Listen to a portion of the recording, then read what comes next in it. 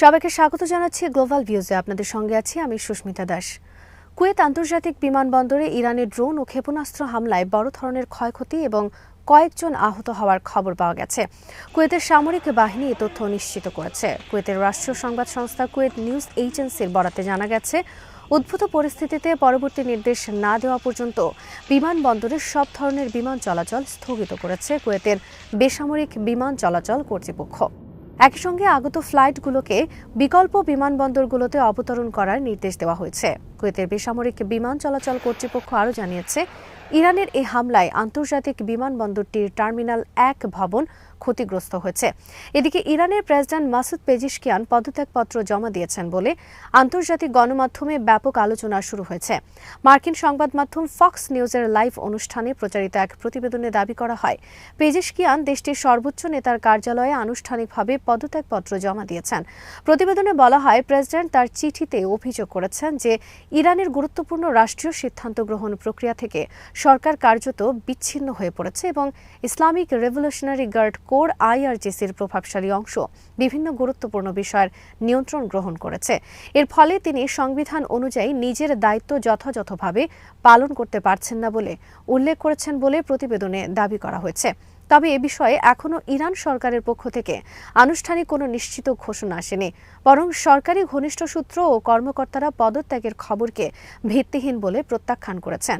কিছু প্রতিবেদনে বলা হয়েছে, পেজিশকিয়ান নিজেও পদত্যাগের গুজব নাকচ করে দায়িত্ব পালন অব্যাহত রাখার কথা বলেছেন। বিশ্লেষকদের মতে, খবরটি সত্যি হলে তা ইরানের ক্ষমতার কাঠামোর ভেতরে গভীর মতপার্থক্য ও রাজনৈতিক টানাপোড়েনের ইঙ্গিত বহন করবে। বিশেষ করে বেসামরিক সরকার ও নিরাপত্তা ও সামরিক প্রতিষ্ঠানের মধ্যে ক্ষমতার ভারসাম্য নিয়ে দীর্ঘদিনের বিতর্ক নতুন করে সামনে আসবে। ইরান ও সৌদি আরবের পররাষ্ট্রমন্ত্রীদের মধ্যে আঞ্চলিক পরিস্থিতি এবং পশ্চিম এশিয়ায় উত্তেজনা প্রশমনের কূটনৈতিক উদ্যোগ নিয়ে গুরুত্বপূর্ণ আলোচনা হয়েছে। মঙ্গলবার সন্ধ্যায় অনুষ্ঠিত এক টেলিফোন আলাপে ইরানের পররাষ্ট্রমন্ত্রী আব্বাস আরাকচি এবং সৌদি আরবের পররাষ্ট্রমন্ত্রী ফয়সাল বিন ফারহান সাম্প্রতিক আঞ্চলিক কূটনৈতিক প্রবণতা নিয়ে মতবিনিময় করেন। আলোচনায় পশ্চিম এশিয়ার বর্তমান নিরাপত্তা পরিস্থিতি, চলমান উত্তেজনা এবং সংকট নিরসনে বিভিন্ন দেশের গৃহীত কূটনৈতিক পদক্ষেপ বিশেষ গুরুত্ব পায়। দুই মন্ত্রী অঞ্চলে স্থিতিশীলতা, নিরাপত্তা ও শান্তি প্রতিষ্ঠার লক্ষ্যে সংলাপ এবং পারস্পরিক সহযোগিতার গুরুত্বের উপর জোর দেন। একই সঙ্গে তারা আঞ্চলিক বিরোধ ও সংঘাতের শান্তিপূর্ণ সমাধানে কূটনৈতিক প্রচেষ্টা অব্যাহত রাখার প্রয়োজনীয়তা তুলে ধরেন। সাম্প্রতিক মাসগুলোতে পশ্চিম এশিয়ার বিভিন্ন স্থানে সংঘাত, সামরিক উত্তেজনা এবং রাজনৈতিক অস্থিরতা বৃদ্ধির প্রেক্ষাপটে এই আলোচনা বিশেষ তাৎপর্য বহন করছে বলে মনে করা হচ্ছে। ইরান ও সৌদি আরবের মধ্যে সম্পর্ক পুনঃস্থাপনের পর থেকে দুই দেশই আঞ্চলিক স্থিতিশীলতা জোরদারে নিয়মিত যোগাযোগ বজায় রেখে চলেছে এবং বিভিন্ন গুরুত্বপূর্ণ ইস্যুতে সমন্বিত অবস্থান গড়ে তোলার চেষ্টা করছে। মঙ্গলবারের এই ফোনালাপও সেই ধারাবাহিকতার অংশ হিসেবে দেখা হচ্ছে। পর্যবেক্ষকদের মতে, পশ্চিম এশিয়ায় উত্তেজনা কমানো, সংঘাতের বিস্তার রোধ এবং রাজনৈতিক সমাধানের পথ সুগম করতে তেহরান ও রিয়াদের মধ্যে উচ্চ পর্যায়ের যোগাযোগ গুরুত্বপূর্ণ ভূমিকা রাখতে পারে। দুই পররাষ্ট্রমন্ত্রীর এই আলোচনা ভবিষ্যতে আঞ্চলিক শান্তি ও নিরাপত্তা প্রতিষ্ঠার লক্ষ্যে আরও কূটনৈতিক উদ্যোগের পথ প্রশস্ত করবে বলেও আশা প্রকাশ করা হচ্ছে। যুক্তরাষ্ট্রের সঙ্গে তেহরান ও ওয়াশিংটনের মধ্যে ঘোষিত যুদ্ধবিরতির পর ইরানের সামরিক শক্তি আরও বৃদ্ধি পেয়েছে বলে দাবি করেছেন ইসলামী বিপ্লবী গার্ড বাহিনীর মুখপাত্র ও জনসংযোগ বিভাগের উপপ্রধান ব্রিগেডিয়ার জেনারেল হোসেন মুহিব্বি। মঙ্গলবার এক অনুষ্ঠানে তিনি যুক্তরাষ্ট্রের সেই দাবি প্রত্যাখ্যান করেন, যেখানে বলা হয়েছিল যে সাম্প্রতিক সংঘাতের পর ইরানের সামরিক সক্ষমতা দুর্বল হয়ে পড়েছে। মুহিব্বি বলেন, এই সময়ে দেশের যুদ্ধ ক্ষমতা কোনোভাবেই কমেনি। যেসব দাবি করা হচ্ছে তার বিপরীতে ইসলামী প্রজাতন্ত্র ইরানের নৌবাহিনী ধ্বংস হয়নি এবং দেশের সামরিক অভিযান পরিচালনার সক্ষমতাও হ্রাস পায়নি। তিনি দাবি করেন, এর সবচেয়ে বড় প্রমাণ হল যুক্তরাষ্ট্র তার স্থল, নৌ ও আকাশ শক্তির ব্যাপক ব্যবহার সত্ত্বেও হরমুজ প্রণালীর ওপর ইরানের নিয়ন্ত্রণ কয়েক মিনিটের জন্য ভাঙতে পারেনি। IRGCর এই কর্মকর্তা বলেন, যুক্তরাষ্ট্র অত্যন্ত বিস্তৃত সামরিক সক্ষমতা নিয়ে যুদ্ধক্ষেত্রে প্রবেশ করেছিল এবং হরমুজ প্রণালীতে নিজেদের কাঙ্ক্ষিত পরিস্থিতি সৃষ্টি করতে চেয়েছিল। তবে শেষ পর্যন্ত তারা তাদের লক্ষ্য অর্জনে ব্যর্থ হয়েছে। তার ভাষ্য অনুযায়ী এই ব্যর্থতা ইরানের প্রতিরক্ষা ও সামরিক কাঠামোর কার্যকারিতায় প্রমাণ বহন করে। মোহেব্বি আরও বলেন, যুদ্ধবিরতির সময়টিকে ইরান কেবল বিরতি হিসেবে দেখেনি, বরং সামরিক প্রস্তুতি জোরদার, যুদ্ধ সক্ষমতা উন্নয়ন এবং সংঘাতকালে সৃষ্ট ক্ষয়ক্ষতি কাটিয়ে ওঠার সুযোগ হিসেবে ব্যবহার করেছে। তিনি দাবি করেন, এ সময় সশস্ত্র বাহিনী তাদের প্রস্তুতি আরও শক্তিশালী করেছে এবং বর্তমানে ইরানের সামরিক বাহিনী আগের যে কোনো সময়ের তুলনায় ভালো অবস্থানে রয়েছে। তার মতে, দেশের প্রতিরক্ষা সক্ষমতা ও কৌশলগত প্রস্তুতি এখন আরও সুসংহত ও ভবিষ্যতের যে কোনো চ্যালেঞ্জ মোকাবেলায় ইরান আগের চেয়ে বেশি প্রস্তুত। ইরানের ইসলামিক রেভলিউশনারি গার্ড কর্পস দাবি করেছে, বর্তমানে দেশটির সশস্ত্র বাহিনীর সামরিক প্রস্তুতি অতীতের যে কোনো সময়ের তুলনায় বেশি শক্তিশালী।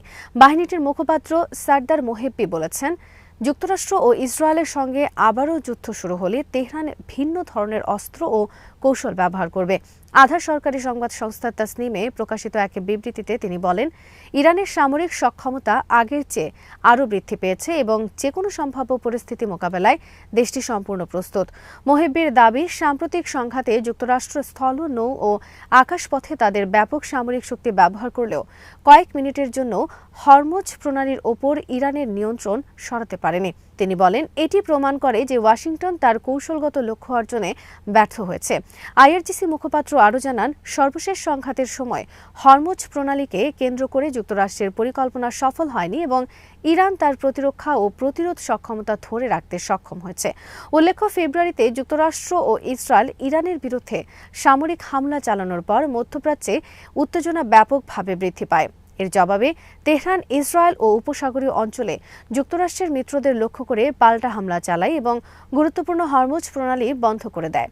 পরবর্তীতে পাকিস্তানের মধ্যস্থতায় ৮ এপ্রিল যুদ্ধবিরতি কার্যকর হলেও ইসলামাবাদে অনুষ্ঠিত পরবর্তী আলোচনা স্থায়ী সমঝোতায় পৌঁছাতে ব্যর্থ হয়।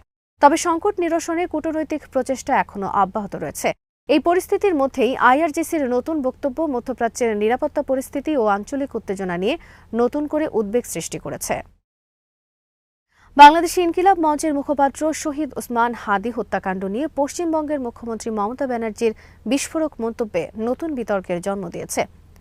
কলকাতায় এক রাজনৈতিক কর্মসূচিতে বক্তব্য দিতে গিয়ে তিনি দাবি করেন, বাংলাদেশের আলোচিত এই হত্যাকাণ্ডের সঙ্গে জড়িত ব্যক্তিদের পরিচয় সম্পর্কে তিনি অবগত রয়েছেন।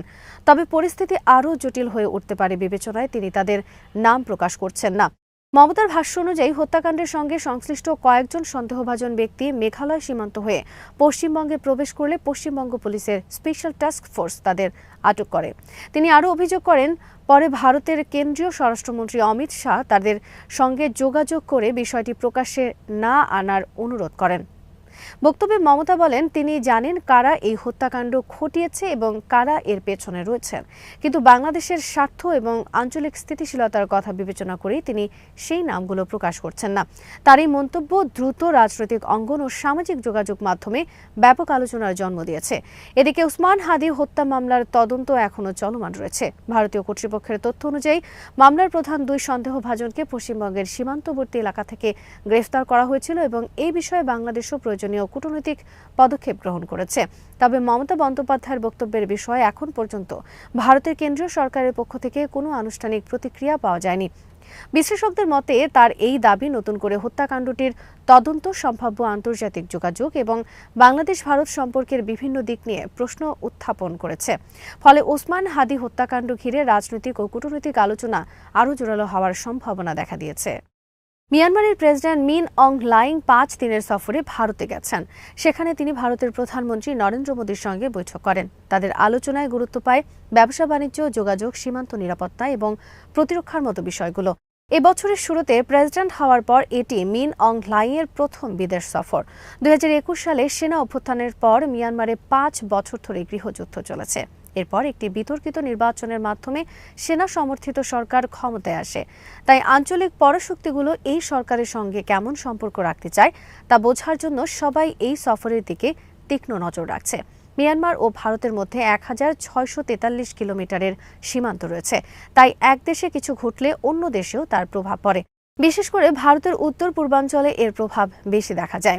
ওই এলাকার নিরাপত্তা, অভিবাসন ও সীমান্ত বাণিজ্য প্রতিবেশী দেশ মিয়ানমারের পরিস্থিতির উপর নিবিড়ভাবে নির্ভরশীল। 2021 সালের ফেব্রুয়ারিতে মিয়ানমারের তৎকালীন সশস্ত্র বাহিনীর প্রধান মিন অং হ্লাইং ক্ষমতা দখল করেন। অং সান সুচির ন্যাশনাল লীগ ফর ডেমোক্রেসি বিপুল ভোটে নির্বাচনে জয়ী হওয়ার পরপরই উৎখাত হয় ওই অভ্যুত্থানে। সেনাবাহিনী ক্ষমতা দখলের পরপরই দেশজুড়ে বিক্ষোভ ছড়িয়ে পড়ে। পরে এটি সশস্ত্র আন্দোলন থেকে গৃহযুদ্ধে রূপ নেয়। এই যুদ্ধে হাজার হাজার মানুষ মারা গেছে এবং লাখ লাখ মানুষ বাড়ি ছাড়া হয়েছে। দেশের বড় একটি অংশ এখন আর সেনাবাহিনীর নিয়ন্ত্রণে নেই। মিয়ানমার সেনাবাহিনীর নির্বিচার হত্যাকাণ্ডের শিকার হয়ে প্রায় 10 লাখ রোহিঙ্গা বাংলাদেশে পালিয়ে আসেন। ভারতের সাথে মিয়ানমারের সম্পর্ককে বাংলাদেশও নিবিড়ভাবে পর্যবেক্ষণ করছে। আজ এখানেই শেষ করছি। সবাই ভালো থাকুন, সুস্থ থাকুন আর দেখতে থাকুন বিডি ভিউজ। চ্যানেলটি ভালো লাগলে সাবস্ক্রাইব করুন, সংযুক্ত থাকুন আমাদের ফেসবুক পেজে।